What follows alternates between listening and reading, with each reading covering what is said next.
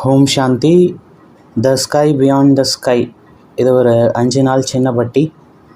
So இதில் வந்து பார்த்திங்கன்னா அவ்யக்த சந்தேஷ், பாபா சரீரம் விட்டதுக்கப்புறம் தாதி மூலியமாக கிடச்ச அவ்யக்த சந்தேஷின் அடிப்படையில் இந்த பட்டி. ஸோ இதை எப்பயும் போல் ஒரு உண்மையான சம்பவத்துலேருந்து ஆரம்பித்தாங்க. அதில் என்னென்னா, ஒரு மிலிட்ரி ஆஃபீஸர் வந்து ஒரு புக்கு படிக்கிறாராம். அதில் என்ன எழுதியிருக்குன்னா, அதாவது ஒருத்தவங்க ஒரு அம்மா ப்ரெக்னெண்ட்டாக இருக்கும்போது அவங்க என்னெல்லாம் படிக்கிறாங்க, என்ன பார்க்குறாங்க, அது வந்து அதோட பிரபாவம் இந்த குழந்தை மேலே ஏற்படும் அப்படின்னு சொல்லியிருந்தாங்க. ஆனால் அந்த அம்மா வந்து இதெல்லாம் இந்த விஷயத்துலலாம் நம்புறதில்லை, இதெல்லாம் எனக்கு நம்பிக்கை இல்லை அப்படின்னு அவங்க இருந்தாங்க. அன்றைக்கி வந்து அவங்க டின்னருக்கு ஒரு பெரிய ஆர்மி ஆஃபீஸர் வீட்டுக்கு போகிறாங்க. அங்கே வந்து பார்த்திங்கன்னா, அங்கே உள்ள அந்த ஆர்மி ஆஃபீஸரு கட்டவரல் வந்து அந்த யுத்தத்தில் ஏதோ அடிபட்டிருக்கும் போல் இருக்குது. அது வந்து நசுங்கி இருந்தது, ஒரு மாதிரி பார்க்க ரொம்ப இதாக இருந்தது. ஆனால் இவங்க கண் வந்து மறுபடியும் அவங்க கட்டவரல் பக்கமே போயிட்டே இருந்ததான். இவருக்கு வந்து அடிபட்டிருக்கு, என்ன இப்படி ஆயிடுச்சு அப்படி இப்படின்னு அது பக்கம் தோணும். அவங்க பார்க்கக்கூடாதுன்னு நினைக்கிறாங்க, இருந்தாலும் மறுபடியும் அவங்க அந்த கட்டவரல் பக்கமே போகுது. அது இவங்க மனசில் பதிஞ்சிருந்தேன். வீட்டுக்கு வந்ததுக்கப்புறமும் அதே ஞாபகமாக இருக்குது. அவங்க மனசில் கொஞ்ச நேரம் கழித்து இதுவும் தோண ஆரம்பிச்சிருந்தாங்க, ஒருவேளை என் பையனுக்கு இந்த மாதிரி ஆயிடுச்சுன்னா என்ன ஆகும் அப்படின்னு அந்த மாதிரி அதே சிந்தனையில் இருக்காங்க. அப்புறம் என்ன ஆகுதுன்னா, அவங்களுக்கு குழந்தையும் பிறக்குது. அவங்க குழந்தையோட கட்டை விரல் அதே மாதிரி தான் இருக்குது. அப்போ நம்ம எந்த விஷயத்த நினைக்கக்கூடாதுன்னு மறுபடியும் நினைக்கிறோமோ அதை தான் நினச்சிட்ருக்கோம். நம்ம நினைக்கக்கூடிய ஒவ்வொரு விஷயமும் நம்ம உடம்பில் வந்து ஒவ்வொரு சேஞ்சஸ் கொண்டு வந்துகிட்டே இருக்குது, ஒவ்வொரு மாற்றம் கொண்டு வந்துகிட்டே இருக்குது. நம்ம செல் லெவலில் நம்ம உடம்புல உள்ள ஒவ்வொரு விஷயத்துலேயும் நம்ம எண்ணங்கள் வந்து மாற்றம் கொண்டு வருது. ஸோ அந்த மாதிரி இந்த உலகத்தில் இன்னமும் அந்த மகான் ஆத்மாக்களோட சங்கல்பம் இருக்குது. ஒருத்தவங்க ஒரு மகான் ஆத்மா இறந்துட்டாங்கன்னா அவங்க இறந்து போயிட்டாங்கன்னு இல்லை, அவங்களோட அந்த வைப்ரேஷன் இதெல்லாம் அந்த இதில் இருக்குது. நம்ம மைண்டை அந்த ஃப்ரீக்வன்சி கொண்டு போகும்போது அதை நம்ம கேட்ச் பண்ணலாம். ஹிப்னோதெரப்பியில் வந்து பார்த்திங்கன்னா, சில பேருக்கு சில விஷயத்தில் பயம் இருக்கும். அந்த மாதிரி பேஷண்ட்டை வந்து அவங்க பிஎல்ஆர், பாஸ்ட் லைஃப் ரெக்ரெஷன், அதாவது அவங்கள வந்து முதல்ல வந்து அப்படியே கொஞ்சம் கொஞ்சமாக ரிலாக்ஸ் பண்ணி அவங்கள வந்து மயக்க நிலையை கொண்டு போய் அப்படியே கொஞ்சம் கொஞ்சமாக பின்னாடி கொண்டு போவாங்க.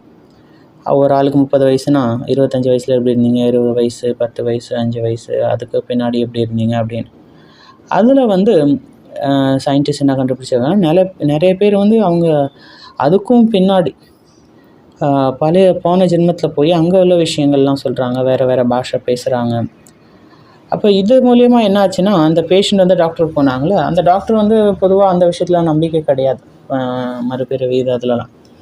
ஏன்னா பொதுவாக சைக்காலஜி, வெளி உலகத்தில் உள்ள அந்த சைக்காலஜியில் வந்து பார்த்திங்கன்னா கான்ஷியஸ் சப்கான்ஷியஸ் மைண்ட் அவ்வளோதான் இருக்கும், அதுக்கு பின்னாடி எதுவும் படிப்பு இது கிடையாது. ஆனால் இந்த விஷயம்லாம் நேராக பார்க்கும்போது அந்த டாக்டரே வந்து அதுக்கப்புறம் அவருக்கு ஒரு நம்பிக்கை வந்து தான், ஆமாம் இந்த இதுக்கும் பின்னாடி ஒரு விஷயங்கள் இருக்குது. ஸோ அப்போ இந்த அவ்யக் சந்தேஷில் 18/1/1969 அந்த ஃபர்ஸ்ட் அவ்யக் சந்தேஷில் என்ன பாபா சொல்கிறாருன்னா, சாக்கார் பிரம்மா பாபாக்குள்ளாரையும் அந்த ஆத்மாக்குள்ளாரையும் 84 ஜென்மத்துக்கான அந்த சன்ஸ்கார் இருக்குது. ஏன்னா இவங்க 84 ஜென்மத்தில் சுற்றிருக்காங்க. அப்போ இன்றைக்கும் பாபா வதனத்தில் இது சுற்றி பார்க்க வந்தாங்க.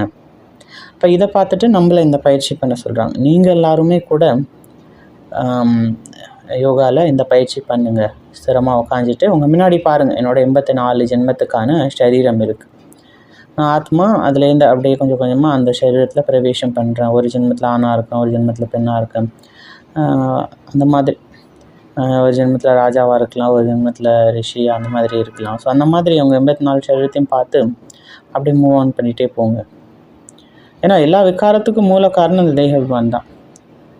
அப்போ அதுலேயும் முக்கியமாக ஆண் வந்து பெண்ணு பார்க்குறது, பெண் வந்து ஆண்னு பார்க்குறது. அப்போ நம்ம இந்த இதில் மூவ் ஆகிட்டே இருந்தோம்னா அந்த தேகபான்லேருந்து வெளியே வர்றது ஈஸியாக இருக்கும். ஏன்னா ரீசெண்டாக பாபா இந்த விஷயங்கள் தான் சொல்லிட்டு வராங்க, திருஷ்டி இன்னும் வந்து கிரிமினலாக இருக்குது, அந்த திருஷ்டி வந்து இதாக மாட்டேங்குது அப்படின்னு. ஸோ அப்போ இந்த திருஷ்டி ரொம்ப ஏமாத்துறது திருஷ்டி தான். ஸோ அப்போ அதில் அந்த சூர்தாஸ் கதையும் சொன்னாங்க. அதாவது அவருக்கு வந்து ரொம்ப தாகம் எடுக்குது, அவங்க பார்க்குறாங்க அங்கே ஒரு பெண்மணி அந்த தண்ணி எடுத்துக்கிட்டு இருக்காங்க. அப்போ அந்த பெண் வந்து ரொம்ப அழகாக இருக்காங்க. அதனால் என்ன ஆகுதுன்னா, இவங்களுக்கு வந்து இந்த தண்ணி தாகம் இதாகிடுது. ஆனால் அந்த காமத்தோட தாகம் வந்து இதாக ஆரம்பிக்குது. அப்போ அவங்க பக்கத்தில் போகிறாங்க.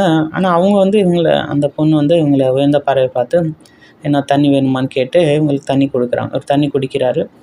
அந்த பொண்ணு வந்து வீட்டுக்கு போகிறாங்க. இவரும் வந்து அவங்க அழகில் மயங்கி பின்னாடி போயிட்டே இருக்காங்க. அவங்க வீடு வரைக்குமே போயிட்டாங்க. அந்த பொண்ணு வந்து இவங்கள்ட்ட கேட்குறாங்களா, என்ன உங்களுக்கு இன்னும் தாகம் எடுக்குதா, நான் இன்னும் இப்போ வீட்டுள்ளார போய் தண்ணி எடுத்துகிட்டு வரேன் அப்படின்னு. அதாவது அவங்கள ரொம்ப மரியாதையாக ரொம்ப உயர்ந்த நிலையில் உயர்ந்த திருஷ்டியோடு பார்த்து ட்ரீட் பண்ணாங்க. அப்போ இதை பார்த்து இவருக்குள்ளார ரொம்ப ஒரு குற்ற மனப்பான்மை வந்துருச்சு. அதாவது நம்ம அவங்கள எப்படி பார்த்தோம், ஆனால் அவங்க நம்மளை எப்படி உயர்ந்ததோடு பார்க்குறாங்க. அப்போ தான் வந்து அந்த சூர்தாஸ் வந்து அவங்கள்ட்ட சொல்கிறாங்க, இல்லை ஒரு கத்தி கொண்டு வாங்க அப்படின்னு. அப்போ அந்த கத்தியை எடுத்து அவரே வந்து அவர் கண்ணை குத்திக்கிறாரு. பட் ஸ்தூலமாக கண்ணை குத்துறதுனால ஒன்றும் இதாகிட போகிறதில்ல. இந்த விகாரங்கள்லாம் விட்டு போயிடாது. அதுக்கப்புறம் அவர் சில விஷயங்கள் எழுதுகிறாரு. அதில் இந்த விஷயமே எழுதுகிறாரு, கண்ணு போனால் கூட இந்த விகாரங்கள் விட மாட்டேங்குது அப்படின்னு. ஸோ அதனால் இந்த பட்டி பேர் வந்து த ஸ்கை பியாண்ட் த ஸ்கை, இந்த ஆகாயத்துக்கு பின்னாடி உள்ள அந்த ஆகாயம். ஸோ இதோட கண்டினியூஷன் அடுத்த பாட்டில் பார்க்கலாம். ஓம் சாந்தி.